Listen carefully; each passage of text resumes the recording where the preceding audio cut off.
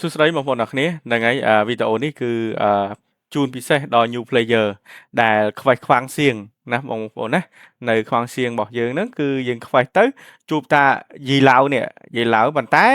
ចៃដន្យនេះជួបបានអានេះ ប៉ុន្តែអត់ដឹងខ្វេះនៅណាចុចក៏មិនចាញ់អីក៏មិនចាញ់ចឹងថ្ងៃនេះខ្ញុំធ្វើវីដេអូនេះឡើងដើម្បីបងប្អូន new player ដែលបងប្អូនចាក់កន្លែងហ្នឹងណាហ្នឹងហើយបងប្អូនទៅដល់កន្លែងហ្នឹងគឺបានអានេះបាននេះមួយ អញ្ចឹងបងប្អូនចុចក៏មិនចេញអីក៏មិនចេញអញ្ចឹងយើងធ្វើមិនទៅអញ្ចឹងនៅក្នុងនេះគេដាក់click use escort route the image បានន័យថាយើងមានប្រដាប់នេះមើលនេះបងប្អូននេះឃើញទេបងប្អូនឃើញទេហ្នឹងហើយបងប្អូនយកដាក់គៀកមកហើយចុច use មើលគេឲ្យទៅណានេះទៅ get town ខ្ញុំគេឲ្យទៅ219ហើយនឹង203អញ្ចឹងណាអាហ្នឹងដើម្បីបើកអាហ្នឹងណាបងប្អូនណាអូខេអញ្ចឹងបងប្អូនទៅទាំងអស់គ្នាហ្មងទៅអូខេយើងមកដល់ get town ហើយបន្ទាប់មកយើងដល់ get town ហើយយើងចុចលេខមកនេះគេឲ្យលេខប៉ុន្មានបងប្អូនហើយ219 203អូខេអញ្ចឹងយើងវាយ map យើងមក219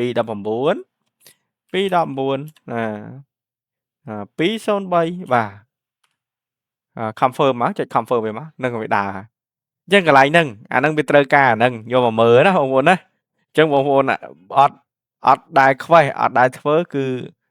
យ៉ាប់ហើយកន្លែងហ្នឹងបងប្អូនអញ្ចឹងយើងវាយតាហ្នឹងទៅយើងវាយតាហ្នឹងទៅយើងចុះមកយើងវាយតាហ្នឹងដូចអ្នករោមដូចវាយដល់ អ្នករោមនេះដូចរោមវាយហ្មងមកទឹកដីគាត់អត់បានហ្មងអូខេ